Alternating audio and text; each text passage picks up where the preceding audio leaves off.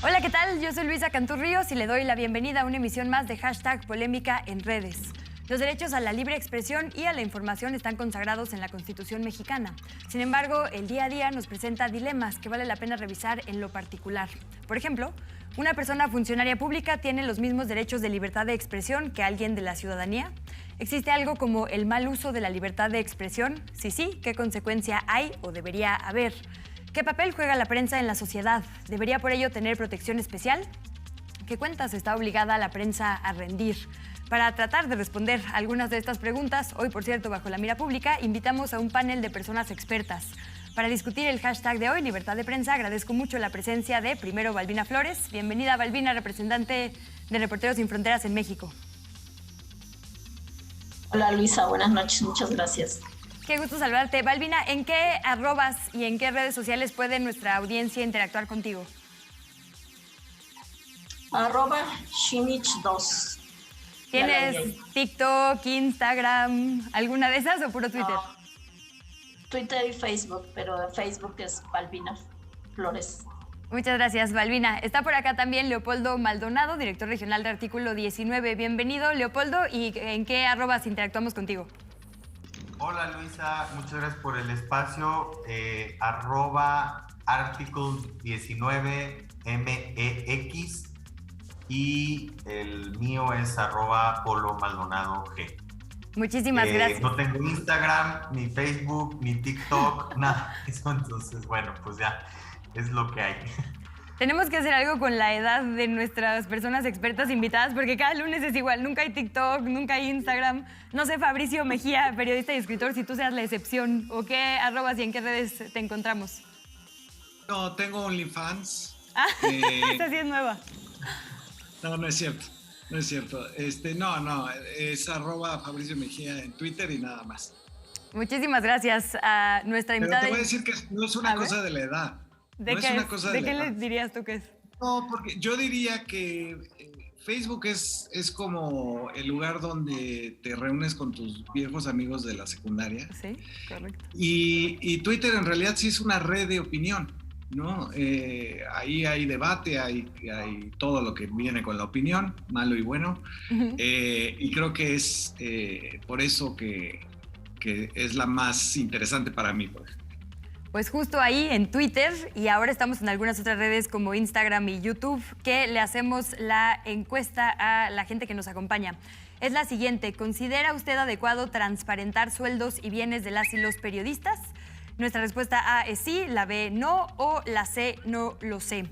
Le recuerdo a quienes nos acompañan el día de hoy que pueden estar interactuando con nuestra invitada y nuestros invitados en las arrobas que ya les compartieron y en @canal14mx con el hashtag particular del día de hoy, que es libertad de expresión.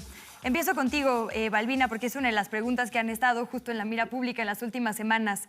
¿Te parece adecuado transparentar sueldos y bienes de las y los periodistas? Sí, no, no lo sé. ¿Qué contestaste? Bueno, no lo sé aún. ¿Con qué te quedas tú, Polo? Sí, no, no lo sé. Yo diría que depende. ¿Ok? Voy a poner un inciso de, ¿depende? ¿De qué? Depende. Si son recursos públicos, sí, si no, no. Ok. Y Fabricio, ¿tú con qué abrirías este programa? ¿Qué contestas a la encuesta? Sí, como dice Leopoldo, si son recursos públicos, sí. Y además, si son más bien es transparentar las empresas, ¿no? Como Latinos, no tanto a Lore de Mola. Ok. Si les parece, la dinámica del programa, si no nos han acompañado en alguna ocasión anterior o no lo han visto, es que partimos de ciertos mensajes que hemos visto que tienen mucha interacción o que se vuelven muy virales. En esta ocasión, tweets que tienen que ver con este hashtag que estamos usando hoy, que es libertad de expresión, y a partir de ahí vamos construyendo argumentos y debates. Antes de entrar a esa parte, quisiera preguntarles justo qué es la libertad de expresión y si aplica igual para todas las personas, para las y los periodistas, para el presidente de la República, para las cámaras, para la ciudadanía. ¿Cómo lo definiríamos? Leopoldo, si quieres, vamos contigo. ¿Libertad de expresión tiene algún límite? ¿Tiene alguna letra chiquita que debamos considerar antes de entrar a este debate? Bueno, es simple y sencillamente la libertad de buscar, recibir y difundir información, ideas y opiniones de toda índole, sin fronteras, sin distingo de fronteras, obviamente sin discriminación y por cualquier medio a disposición, ¿no? Y esa cláusula abierta pues nos ha dado, estoy hablando de una definición de hace ya casi 70 años, y que, no, de hecho más de 70 años, y que es tan abierta que nos ha permitido, por ejemplo, meter a Internet ahí, ¿no? Que es hoy la red de redes, que solía ser descentralizada, pero que ahora está acaparada por una serie de empresas tecnológicas que nos tienen ahí medio maniatados en la conversación. Pero sí, el tema es la libertad de expresión. Yo diría que es una fórmula compleja. Primero, no es un derecho absoluto, es relativo, es decir, admite limitantes. Y es un derecho muy problemático porque entra en conflicto con muchos otros derechos. El derecho de la personalidad, como el honor, reputación, privacidad, intimidad, buen nombre, imagen propia, incluso con derechos, con garantías del debido proceso, como la presunción de inocencia. Yo diría que a menor poder, mayor libertad de expresión. Yo creo que esa fórmula nos ayudaría más. Grupos en situación de vulnerabilidad históricamente discriminados, marginados, excluidos, de hecho tienen una protección reforzada según los estándares internacionales, o sea, sus discursos tienen una protección reforzada. No así los grupos dominantes o los grupos que históricamente han estado bajo una situación de privilegio que pueden incurrir en discurso discriminatorio y de odio, también categorías complejas que hay que problematizar más. Pero a mayor investidura, a mayor poder real, fáctico o formal, siento que la libertad de expresión tiene mayores limitantes. Es decir, yo la verdad creo que en el caso de los funcionarios públicos, de los jefes de Estado, hay mayores limitantes porque son responsables y son garantes de la libertad de expresión de otros. En principio, constitucionalmente hablando, garantizan, protegen, deben respetar, promover, procurar derechos humanos, entre ellos la libertad de expresión, y los dichos hay que tomarlos con particular cuidado desde la palestra pública. Pero ahí me quedo. Para entrar en debate, te preguntaría, Fabricio, por el rol específico del presidente. Decimos que, o decía Leopoldo, a mayor poder, bueno, Leopoldo y el tío Ben en Spider-Man, a mayor poder, mayor responsabilidad. Y efectivamente, al ser garante el presidente de pues, los derechos de todas las personas, esto le aplicaría como una de las personas con mayor responsabilidad. ¿Qué entra, digamos, en su margen de libertad de expresión? Porque particularmente este ejercicio inédito de información, que es la conferencia matutina, ha estado sujeto al escrutinio público de qué puede y qué no puede hacer ahí. ¿Cuál es tu valoración o dónde pondrías tú el límite particularmente para él? Sí, bueno, finalmente el límite se lo pone el INE, ¿no? Que se ha convertido en el gran censor de los funcionarios públicos. Ya nadie puede hablar de la revocación de mandato. Y te amenazan y van a tu casa y te dan un citatorio, etcétera. Creo que ahí hay que revisar la función del INE como garante de qué, ¿no? En el caso del presidente de la República, bueno, obviamente por ser presidente de la República no se le conculcan sus derechos ciudadanos, él sigue teniendo libertad de expresión y hay que ver esto que se repite bastante, ¿no? Pero no lo analizamos.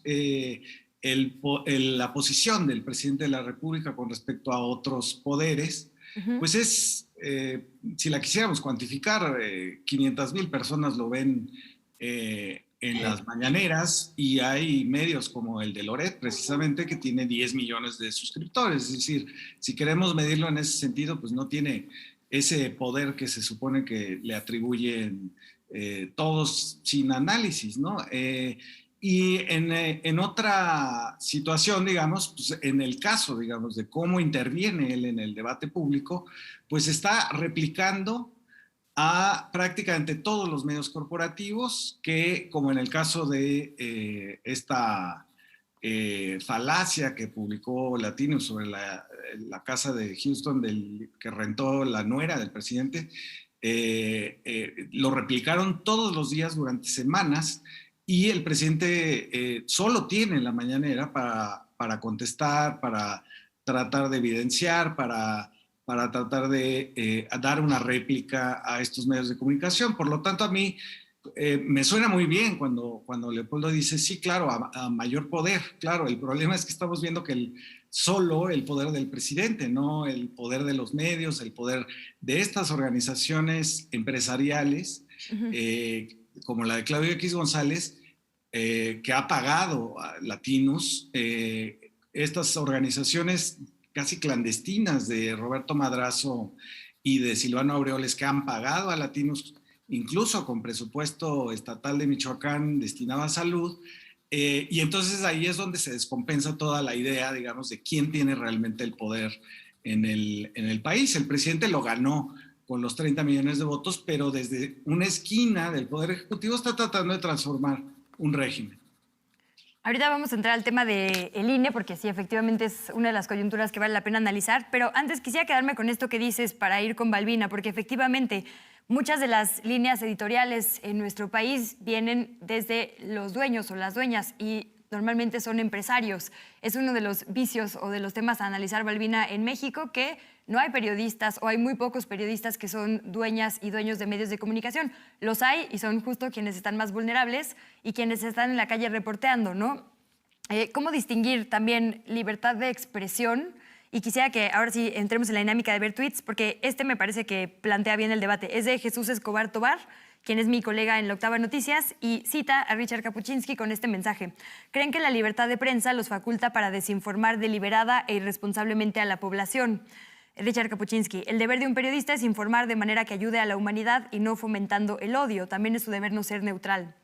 Y te preguntaría por esto, ¿toda la prensa es la misma prensa? ¿Cómo la diseccionamos? ¿Y quién decide? Porque también ahí puede volverse complicadísimo decir, bueno, este periodista tiene poder, este no. Es decir, ¿cómo vamos poniéndoles o poniéndonos en una justa proporción, Balbina? Bueno, aparentemente parece ser muy sencillo diseccionar lo que mencionabas, ¿no? En la realidad... Pues no tanto. No es así, es un poco complejo. Lo que yo sí creo es que es muy fácil ubicar, bueno, quiénes son los medios, quiénes son las empresas y quiénes son las y los periodistas, las y los reporteros. Digamos, esa parte no hay confusión, o sea, el problema que hay en la realidad es que a veces se mezcla todo esto. Y hay cierta razón para hacerlo, o sea, hay una historia que hay que ubicar, que hay que reconocer, y es lo que es la historia de la prensa en México. O sea, tradicionalmente la historia de la prensa en México pues ha sido una historia no muy agradable, no muy cómoda, porque ha sido ese vínculo con el poder. O sea, creo que ese es el problema de fondo. Si no tomamos en cuenta este antecedente y esta historia de cómo se ha venido construyendo más allá de Kapuczynski, la historia de la prensa en México es una realidad, en México y en América Latina, es una realidad muy particular y que hay que saber distinguir cuando se habla de los periodistas. O sea, meter a todos en un solo costal es, la verdad es que es muy complicado, o sea, muy complicado para las y los periodistas que andan en la calle todo el día, las 24 horas y en los últimos rincones del país. O sea, creo que esa parte hay que dejarla siempre muy clara. Los dueños, las empresas de los medios, los directivos, los editores, los redactores, los periodistas, los que están haciendo la cobertura cotidiana. Creo que hay que entender también cómo se construye la información. O sea, esa parte también es importante y no se puede dejar de lado cuando se habla de los y de las periodistas. Nos quedan 2 minutitos antes del corte. Te voy a echar la bolita, Leopoldo, para cerrar, porque justo creo que hay varios temas complejos que vale la pena aterrizar. Yo personalmente soy de la idea de que no importa si creemos que alguien ha hecho un pésimo trabajo periodístico o un muy buen trabajo periodístico, sus derechos, digamos, deben de estar garantizados de igual forma. Pero entonces, ¿cómo se confrontan los malos trabajos periodísticos que también en algunas ocasiones han sido pues una injusticia para la sociedad, ¿no? Cuando se nos mintió con un montaje, por ejemplo. Entonces, ¿cómo hacemos esto? ¿Cómo separar, digamos, trabajo de garantía de derechos. Y lo pongo por el caso en concreto de Loret, que tampoco creo que debamos mezclarlo justo con otros momentos de violencia contra la prensa, ¿no? Como son los homicidios de colegas en los estados. Pero particularmente con esta prensa poderosa, ¿cómo, digamos, desenmascarar las veces que creemos que su trabajo no ha valido la pena y que sus derechos sigan, digamos, intactos? Yo creo que ahí lo que pone Balbina sobre la mesa es muy importante. Hay que diferenciar, pues, entre medios, dueños de medios, dirección editorial, reporteros de a pie. La prensa está precarizada y en una encuesta reciente que hicimos con colegas periodistas, el 50% no tienen contrato, el 30% dobletean chamba, ¿no? Por eso pues se les hace fácil a los gobernantes, debo decir, como Duarte, pues era un taxista, ¿no? Cuando mataron a Moisés Sánchez Cerezo, o era un taquero cuando mataron a Leodegario Vázquez, ¿no? Entonces es, pues claro, porque le tienen que talachar en varias cosas, no todos están en esa misma posición. Ahora, la posición de la prensa siempre es compleja y no es la misma historia en todos los países. No son los corporation media de los Estados Unidos o en Inglaterra. Aquí crecieron al amparo del poder público, con donaciones de deudas, créditos, publicidad oficial. Bueno, era un apéndice del PRI gobierno, la prensa.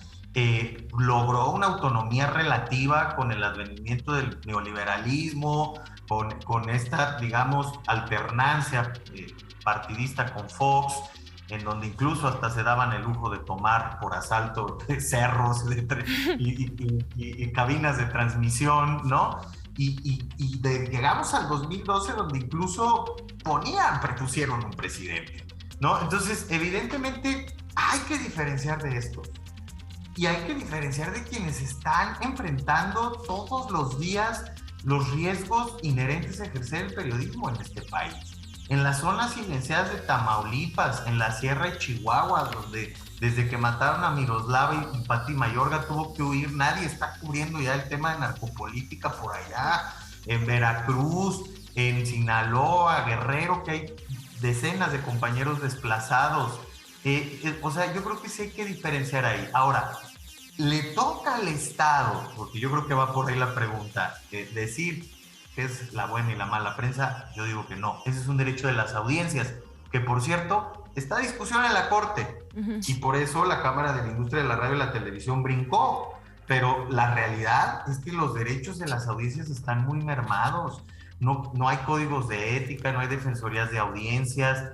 No nos estamos planteando ni siquiera el modelo de regulación de los medios. Déjame frenarte ahí tantito porque estás haciendo un punto muy importante y nos va a entrar un corte. No quiero que te interrumpa porque además sí hay auditores en los medios públicos. El tema quizás sean los privados, pero ahorita vamos para allá. Si me permiten, vámonos a una pausa. Le recuerdo a nuestra audiencia que puede votar en nuestra encuesta en Instagram, Twitter y YouTube. Ya nos expandimos a más redes sociales. Entonces, converse con nosotras y con nosotros en estos minutos de pausa y volvemos con el hashtag Libertad de Expresión.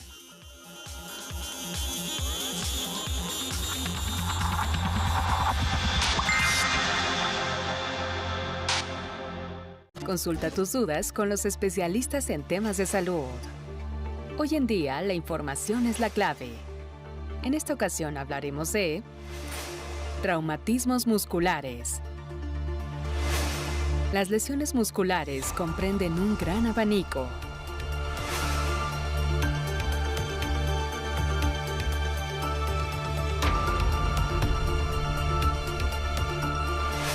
El tratamiento dependerá del tipo de músculo afectado, la lesión y su ubicación.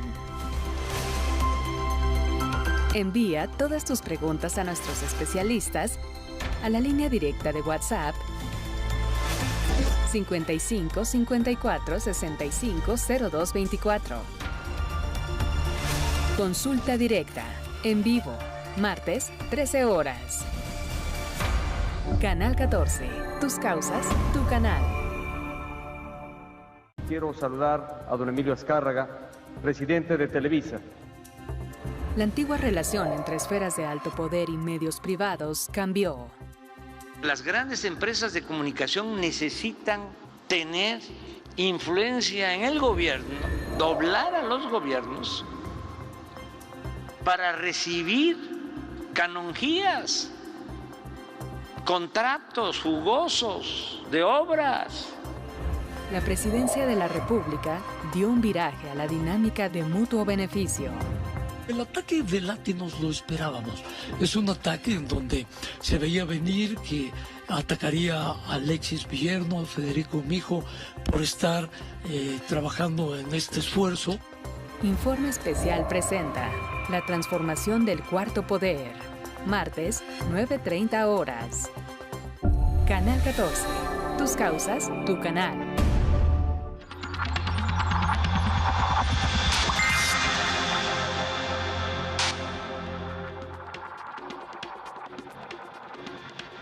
Gracias nuevamente por sus opiniones y comentarios. Le invitamos a que siga participando en la conversación con nosotras y nosotros en @canal14mx. Nos estabas diciendo, Polo, sobre derechos de audiencias, y déjame sumarte un grado de análisis a la conversación. Derechos de audiencias inexistentes o en algunos casos inexistentes, pero también audiencias muy enojadas, justo por esta historia que describían tanto tú como Balbina, de cómo ha sido el rol de los medios de comunicación en la información o desinformación. Entonces también, ¿cómo convencerles de que es importante ser solidarias y solidarios con los colegas en estas zonas donde hay silencio y zonas grises de lo peligroso que es el oficio, mientras que estos otros medios no nos han ayudado a generar empatía, ¿no? Hay como esta disyuntiva y al final la audiencia es la que queda en medio con sus derechos sin cumplir y pocas ganas de exigirlos debido a este enojo. Sí, yo creo que hay dos formas. Yo ahí recomendaría 2 libros para ver 2 formas de hacer periodismo. Una es, pues, los periodistas, ¿no? En el golpe al Excelsior de Julio Scherer, una gran camada de periodistas e intelectuales.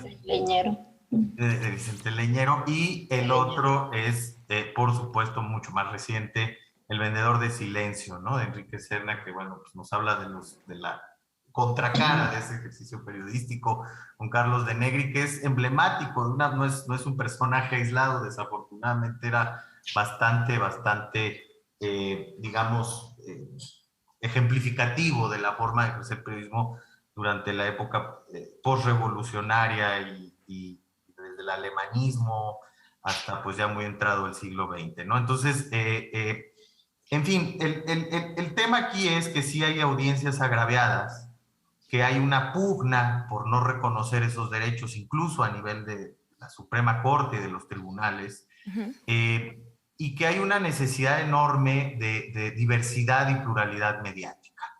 Yo me preguntaría cuál es el papel del Estado ahí, ¿no? Uno, pues obviamente garantizar derechos de audiencias que están reconocidos, pero son letra muerta en la Ley Federal de Telecomunicación y Radiodifusión. Lo otro tiene que ver con la asignación de la pauta de publicidad oficial, que sigue sin regularse pese a 2 sentencias de la Suprema Corte de Justicia de la Nación, y que incluso el Congreso ya en el extremo de la desfachatez el 15 de diciembre pasado no cumplió con el plazo para resolver este tema de la famosa ley Chayote. Tenemos, por ejemplo, también, ¿por qué la ley de telecomunicaciones limita a las radios comunitarias a recibir el 1% del presupuesto total de publicidad oficial? ¿Por qué? ¿No? ¿Y por qué no se empuja una reforma que obviamente les dé mayor amplitud en el acceso a recursos? Hoy por hoy los medios enfrentan también una crisis de financiamiento por el acaparamiento de la publicidad comercial por parte de las grandes corporaciones de redes sociales y los motores de búsqueda como Google. En fin, hay una serie de problemáticas a dilucidar y creo que poco ayuda digamos, elemento o este contexto tan adversarial desde el poder público con la prensa, porque tiende a caer en una generalización en donde no se hacen estos diferenciales y en donde no se asume el papel de garante del Estado mexicano frente a muchos derechos que no son plenamente garantizados junto con la libertad de expresión. Lo más importante ahora, independientemente de esto, que estas son asignaturas pendientes, urgentes, apremiantes, pero lo más importante ahora es mantener con vida e integridad a periodistas en vastas regiones del país. Y eso a 3 años del gobierno actual no se ha logrado, y tampoco se ha logrado ni tampoco las entidades federativas se han hecho corresponsables Al contrario, los funcionarios públicos locales son la fuente principal del problema de la violencia contra la prensa, de cualquier expresión partidista, de cualquier signo ideológico. Entonces, si ustedes me preguntan cuáles serían las prioridades, pues mantener vivos a los periodistas en muchas regiones del país, cada vez en más regiones del país, ¿no? Antes no hablábamos de Chiapas, ahora estamos hablando de Chiapas. Sí, sí. Hace 7 años no hablábamos de Quintana Roo, estamos hablando de Quintana Roo. Cada vez es peor en muchas regiones. Me interesa muchísimo esta última parte que dices de el cierto clima que algunas personas consideran que hay de afronta entre el poder público y la prensa. En mi experiencia, que no es muchísima, pero sí por lo menos una década en los medios de comunicación, la verdad es que es la primera vez que hay una confrontación transparente, porque a mí me tocó estar en muchas redacciones donde había temas intocables, donde te hablaban para ya no cubrir una fuente, ¿no? Y cosas peores, ¿no?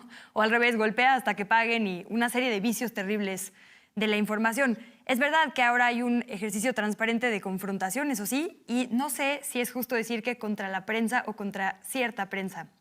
Tampoco sé si aún con esa cierta prensa debería ser válido o no. Para eso están ustedes aquí. Y quisiera justo preguntar si deberíamos considerar el contexto también a veces, porque decías, Fabricio, los medios de comunicación son un poder de facto, el cuarto poder, ¿no?, en nuestro país, que lleva muchos años ejerciéndolo, y el presidente solo tiene la mañanera y las redes sociales. Y quisiera ver un tuit de Julio Astillero que dice lo siguiente.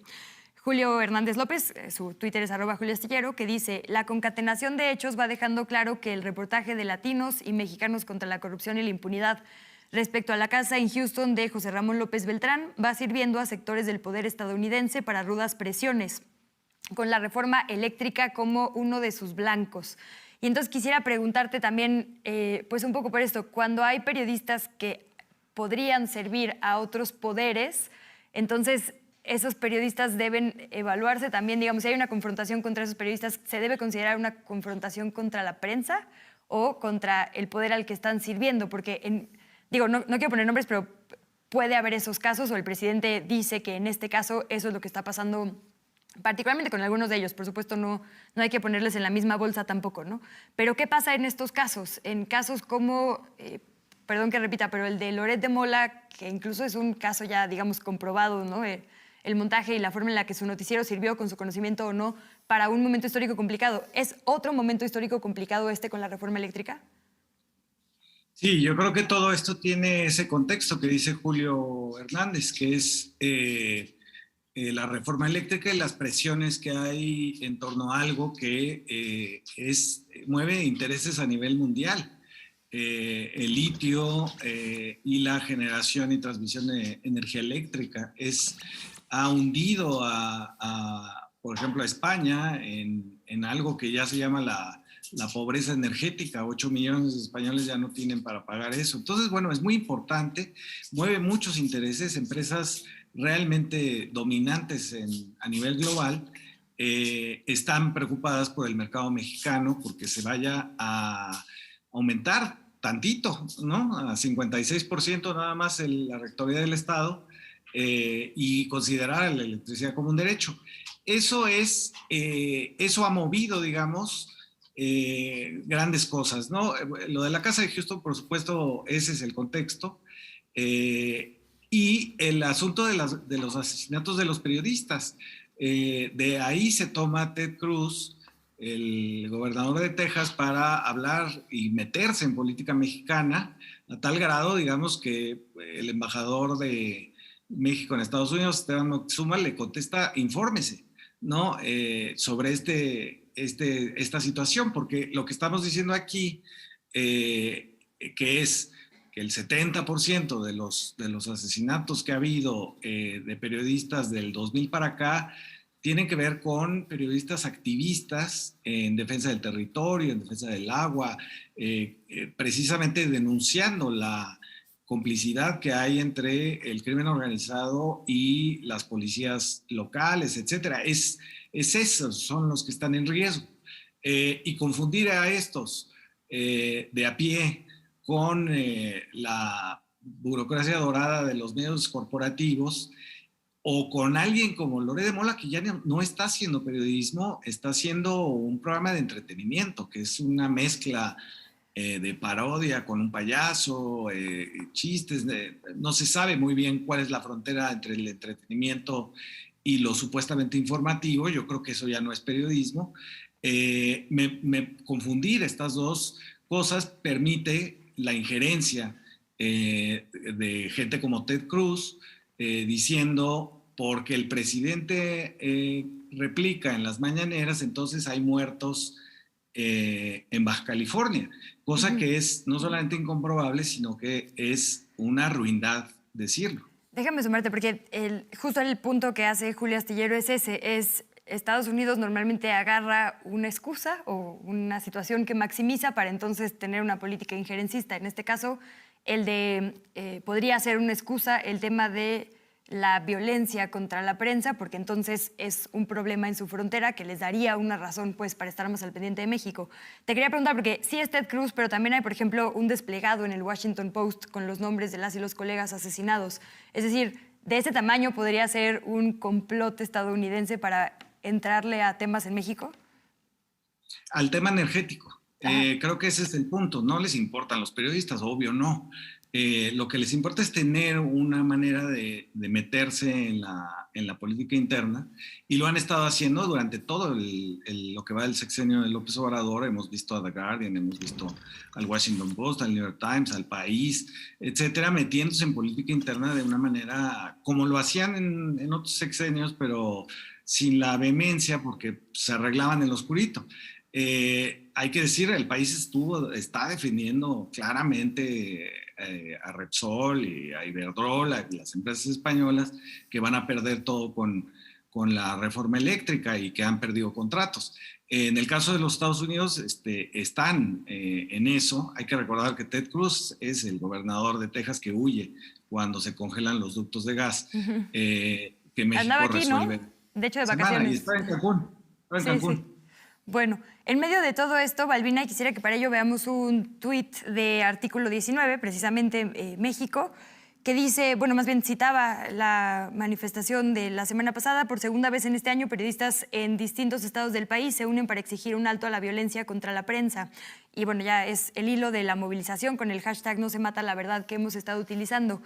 En medio de todo este ruido, Balbina, siguen muriendo colegas en los estados de la República principalmente, y esta es, digamos, la máxima expresión de la violencia. Pero si mal no recuerdo, incluso tú y yo estuvimos por allá en Guerrero haciendo una evaluación de las condiciones de protección en general, y hay un montón de vicios, ¿no? Los fondos, digamos, de emergencia para atender a las y los colegas en realidad sirven para darles becas, y esas becas pues terminan autocensurándoles, dividiendo a la prensa entre quienes aceptan y no política pública. Es decir, hay un montón de problemas en nuestra atención, digamos, a la prensa, un montón de problemas entre qué tanto debe el Estado ser garante con dinero y con condiciones cuando es el mismo que les amenaza. Hay una relación bien compleja entre poderes y prensa, y en medio de esto no hemos logrado resolver la violencia en todos los niveles, las malas condiciones y, decía yo, la peor, que es el homicidio, ¿no? ¿Cómo quitar todo este ruido para así enfocarnos en, digamos, la prensa vulnerable, que es la prensa de a pie, que hace un trabajo diario para nosotras y nosotros? Bueno, lamentablemente el ruido no vamos a desaparecerlo mientras no desaparezcan los contextos de violencia en los que trabajan las y los periodistas, mientras no se reduzca la impunidad y mientras no se establezcan medidas de protección preventivas y que realmente garanticen la seguridad de las y los periodistas en el ejercicio de su trabajo. Es decir, desafortunadamente el tema de los asesinatos de periodistas no es un tema reciente, es un tema... Llevamos casi 20 años con esta situación. Lo grave es que sigan ocurriendo, ¿no? Porque de alguna manera yo creo que muchas y muchos guardamos en el rincón de nuestro corazón la esperanza de que las cosas podrían cambiar, de que las cosas podrían ser distintas. Y nos hemos topado con una situación muy compleja, muy difícil, que lo que tú y yo vimos en Guerrero, en Veracruz, hace 10 años, sí, lo volvemos a ver todos los días ahora. Y eso es terrible. Eso es terrible porque de pronto vemos que la situación no ha cambiado, aunque el discurso de pronto nos diga que todo es distinto. No es distinto, o sea, las y los periodistas siguen enfrentando un contexto de violencia muy difícil, siguen enfrentando un mecanismo de protección que no ha logrado fortalecerse a su interior para realmente poder brindar una protección eficaz. Seguimos viendo la precarización de las y los periodistas cada vez mucho mayor, sobre todo en estas épocas de COVID logramos ver también lo más vulnerable de las y los periodistas, que son las condiciones de salud y de seguridad social, por ejemplo, ¿no? Entonces, el ruido va a seguir ahí mientras estos tres temas que mencioné no se vayan tocando de manera responsable con una política dirigida no solo de protección, es decir, una protección que no considere el tema de la lucha contra la impunidad, que no destine recursos suficientes para la investigación, con policías capacitados para investigar, con ministerios públicos profesionales para atender los delitos cometidos contra la libertad de expresión, cuando no se voltea a ver a las fiscalías locales, que son las eternas tumbas de las investigaciones de periodistas. Es decir, el tema no es tan sencillo abordarlo, ¿sí? Y es una responsabilidad principal del Estado, o sea, no solo es de los gobiernos locales, tiene que ver con una política y con una prioridad que tiene que venir desde muy arriba, desde muy arriba. O sea, no se puede delegar esto nada más en los estados, en los municipios. Se tiene que ver como una política integral de seguridad donde se considere la impunidad, la seguridad, la prevención, la protección, incluso las condiciones sociales en las que trabajan las y los periodistas. Y creo que vale la pena seguir discutiendo esto porque tenemos en puerta ahora la discusión de una ley general de protección que se está impulsando desde la CEGOP y que lo que se ha visto hasta ahorita pues es que hay una serie de foros que tienen que ser cada vez más abiertos y más cercanos realmente a las y los periodistas que necesitan decir qué es lo que necesitan y qué recursos se tienen que fortalecer del mecanismo. Vamos a una pausa y si me permiten en la vuelta hablamos también, ya nos pusiste muy claro el panorama de lo que hay que hacer desde lo público, pero ¿qué tal desde lo privado? Porque los empleadores y las empleadoras han salido bastante librados en este tema de la violencia, ¿no? Como que incluso exigen condiciones cuando no las dan. Y eso también tiene que ver con derechos de la prensa. Si me permiten, vamos a la pausa y regresamos a nuestro tercer y último bloque para seguir hablando de esto. Les recuerdo a nuestra audiencia que hoy interactuamos con el hashtag Libertad de Expresión.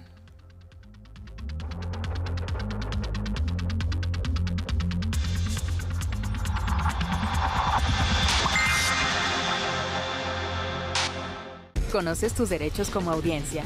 Es tu derecho saber que está prohibido en los contenidos de los medios cualquier tipo de discriminación, así como representar estereotipos que atentan contra la dignidad de las personas en nuestra programación. Si no se respetan tus derechos, exígelos y contacta a la Defensoría de Audiencias. Con tu Defensoría de Audiencias, ejerce tus derechos.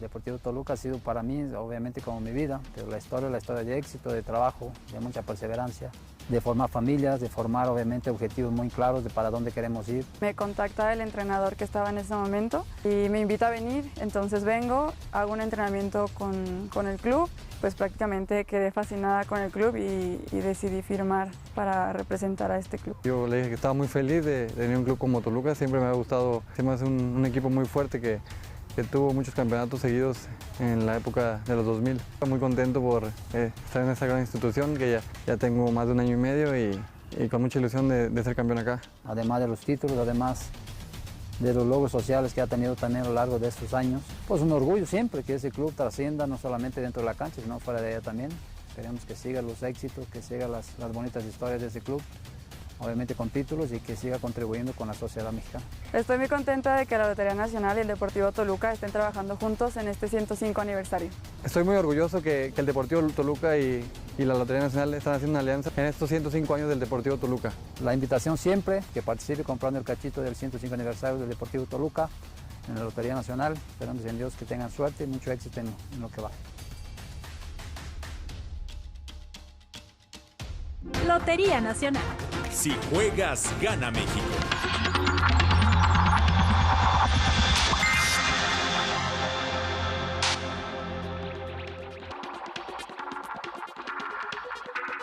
Muchas gracias nuevamente por su sintonía en este programa, hashtag Polémica en Redes, particularmente en esta emisión que es hashtag Libertad de Expresión. Les recuerdo que estamos con Balbina Flores, Leopoldo Maldonado y Fabricio Mejía hablando al respecto, y quisiera que viéramos dos tweets rapidísimo. Uno es de Jorge Triana, que dice: revocación no, juicio político sí. No basta con destituirlo, debe ser juzgado y hacerlo pagar por sus delitos. Y luego dice hashtag Todos somos Loret. Y luego uno de Carlos Loret de Mola, y pongo este ejemplo porque pues, es el más reciente, y dice: el hashtag Todos somos Loret muy pronto dejó de tratarse de mí, se volvió una alerta roja sobre la descomposición democrática que ha venido sufriendo el país a manos de AMLO en los 3 años que lleva el gobierno. Y pongo esto sobre la mesa porque me parece muy importante hablar no tanto de personas, sino de sistemas. Y de repente en la conversación que surgió o se potenció a partir del Todos somos Loret, porque también hay que decirlo, ojalá viéramos la respuesta social o desde las élites políticas y mediáticas que hubo con el día que se, podemos decirlo, vulneró la privacidad de Loret, con toda la demás violencia o la sí violencia que hay contra los periodistas, ¿no? Y las periodistas. Pero entonces, como que de repente las únicas soluciones que parecen venir desde la oposición o desde quienes se dicen vulnerados son: quiten al presidente. Y el tema es muchísimo más amplio que una persona. Justo por eso no hay que hablar de personas, sino de sistemas. Y tampoco hay que hablar de Carlos Loret, porque él es también una persona y queremos analizar, digamos, este sistema de medios, ¿no? Y Pablo, te preguntaría entonces eso: ¿cómo quitar la política, cómo quitar a las personas y hablar de estos sistemas? Y ahí te sumo la pregunta que le hacía Balbina.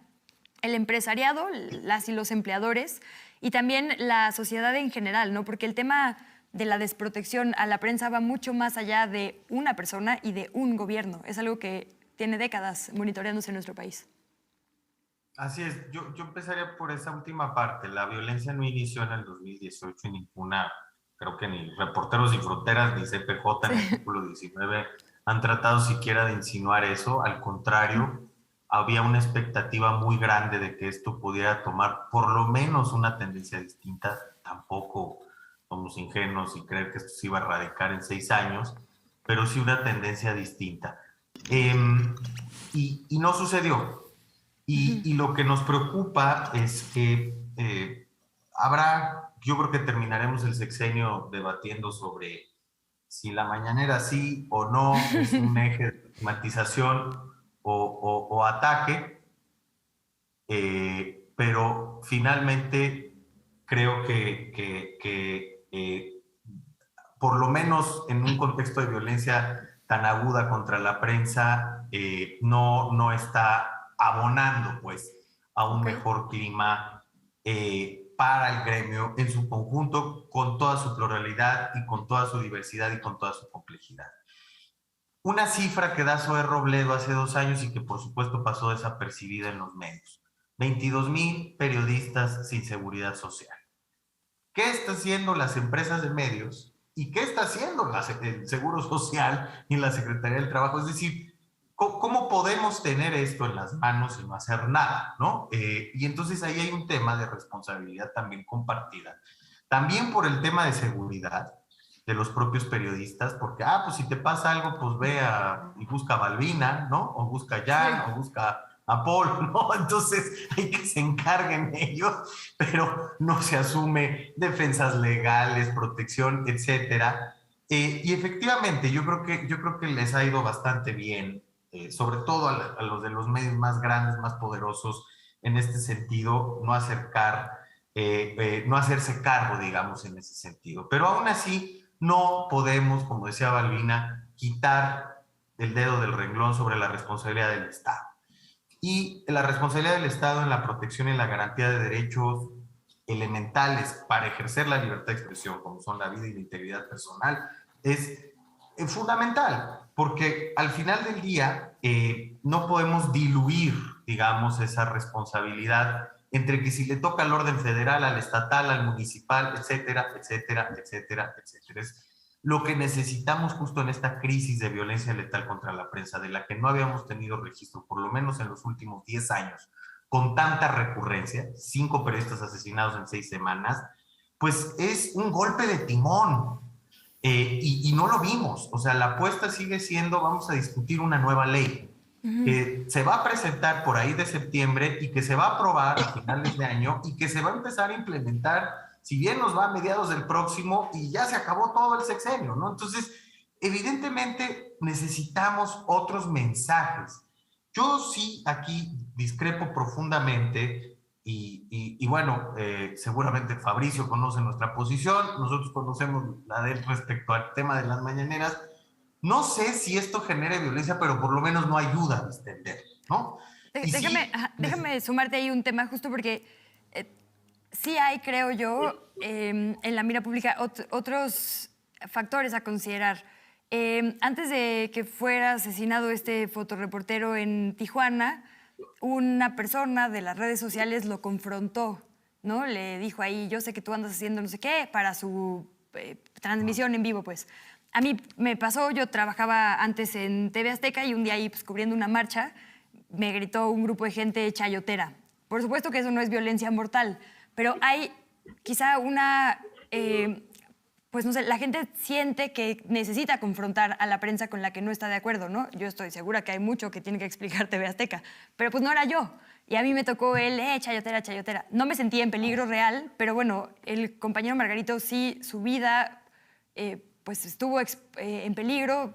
No sabemos si hay un vínculo directo, digamos, entre este hecho de confrontación en un stream y el crimen en su contra, pero bueno, hay un momento en el que la gente está confrontando a la prensa como antes no. Hay, o podríamos ver un vínculo entre que, digamos, el presidente dice hay que confrontar a la prensa que miente y estos hechos, digamos, que pasan en la vida cotidiana de muchas de nosotras y de nosotros, porque ahí sí yo creo que hay algo que vale la pena analizar. Y hasta como ejercicio pedagógico les preguntaría, ¿cómo sí se confronta a la prensa que creemos que tiene que rendir cuentas sin que se vuelva algo que nos ponga en cualquier tipo de peligro? Leopoldo. Pues yo retomaría esta parte. Yo creo que no ayuda ese discurso, se está replicando por parte de otros actores públicos. El barbosismo en Puebla, bueno, pues está feliz agrediendo a la prensa. Ya Puebla, de ser el 10º lugar en agresiones antes de entrar Barbosa al poder, ahora es del 2º lugar en agresiones a la prensa. Tienes a un medio demandado en 8 ocasiones o por 8 funcionarios públicos estatales distintos, que es eConsulta, suma ya 50 millones de pesos en demandas por daño moral. Tienes casos emblemáticos sin resolver por temas estructurales heredados, pero que tampoco han sido mejorados, como por ejemplo la Procuración de Justicia que ya comentaba Balbina, ¿no? Yo pongo un ejemplo y con eso creo que podemos hablar de muchas cosas. El 9 de enero del 2019, el Estado mexicano le pidió disculpas a una periodista agraviada, víctima de tortura sexual, Lidia Cacho. 6 meses después tuvo que salir del país porque allanaron a su casa y envenenaron a sus mascotas.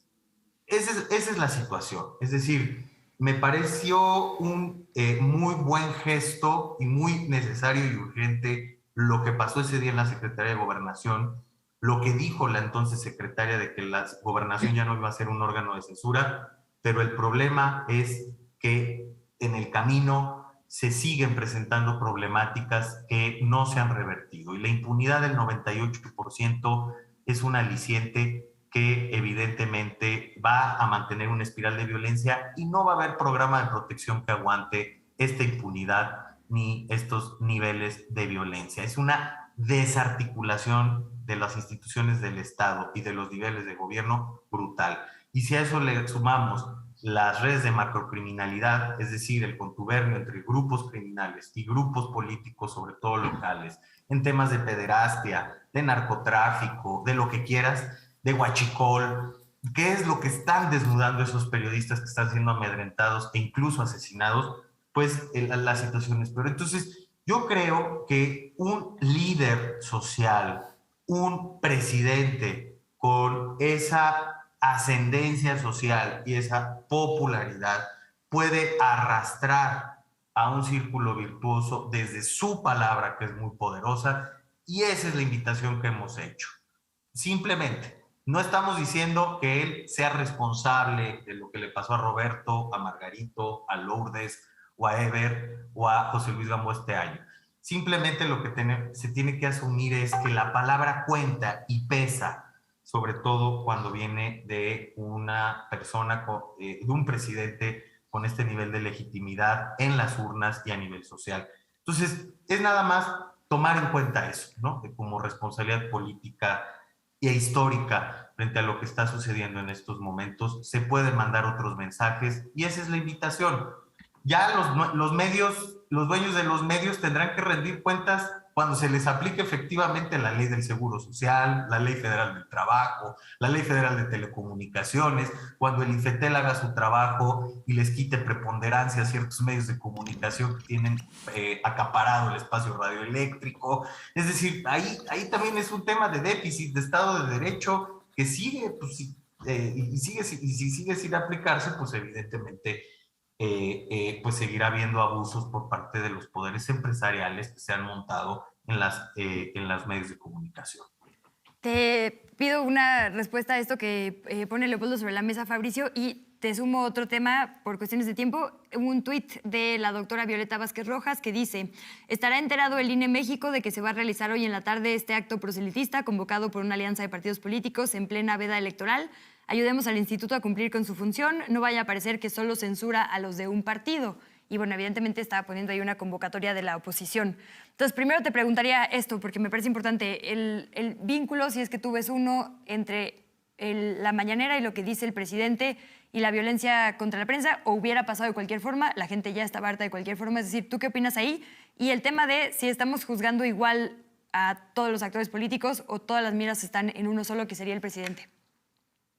En el 2016, cuando asesinaron a Nadia Vera y a Rubén Espinosa, entre otros, en la Narvarte, se organizó una protesta por los asesinatos que venían, y lo decíamos desde entonces, de la policía de Javier Duarte en Veracruz.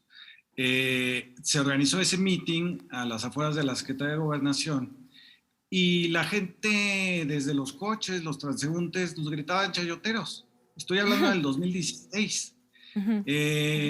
Por lo tanto, no creo que haya un vínculo entre las réplicas de la mañanera del presidente y la violencia contra los periodistas. Hay un agravio por haber privatizado un bien público como la información y haber mentido durante tanto tiempo en un sistema de control que es la historia de los medios de comunicación en México. Decíamos, Ibáez, la historia de la prensa en México es la historia de su control, de su censura. Y eso es lo que el público que pasaba en el 2016 por ahí veía como un agravio. Es un poco este discurso de Leopoldo, y te lo digo con todo el respeto que te tengo, me parece un poco equivalente al de cuando se atacó la corrupción de un sector que se había privatizado el CONACYT. Se dijo que el presidente atacaba toda la ciencia, la tecnología, que sacaba amuletos, que estaba en contra de las universidades, etcétera. Creo que si hacemos esa generalización no entendemos del todo cuál es este fenómeno de la réplica de las mañaneras y el agravio que tiene la sociedad. Ahora, yo creo que no tiene nada que ver con los asesinatos. Creo que los asesinatos tienen que ver con que estos periodistas están desprotegidos y que se están metiendo en temas locales donde se topan a los acusados por ellos en la prensa, se los topan en la calle o son los narcos locales. Es decir, es esta dinámica que me parece que es muy distinta y hay que entenderla para poderla atacar, tener un registro nacional de agresiones, un teléfono, etcétera, todo lo que se puede proponer, digamos, para prevenir la violencia. Y en el caso del INE, bueno, se ha convertido en esta revocación de mandato en el principal censor. Ninguna autoridad puede hablar de la revocación de mandato. Se está aplicando, digamos, una ley que tenía como objetivo no exhibir los logros del gobierno, cosa que está muy bien, porque eso afectaría, digamos, esta supuesta decisión, opinión personal que tienen los sufragantes, sí, en la que no es del todo cierto que sea así, pero bueno, eso está en la ley, pero se ha convertido en una ley mordaza, de tal manera que un desplegado de los gobernadores a favor del presidente se considera propaganda y está a la discrecionalidad de gente que como el consejero Murayama, pues, se presenta libremente hoy en un acto de Acción Nacional. Entonces, me parece que también hay que despresidencializar la mente también, ¿no? O sea, todos los asuntos giran en torno al presidente, todo gira en torno a lo que se dice en la mañanera, y hay muchísimos otros poderes, algunos de ellos mucho más fuertes. Fabricio, déjame interrumpirte ahí. El presidente de la República. Porque nos quedan 20 segunditos. Balbina Flores, Leopoldo Maldonado, Fabricio Mejía, muchísimas gracias. Voy a pelear con Genaro y Leti porque nos den un punto 2 de este hashtag Libertad de Expresión.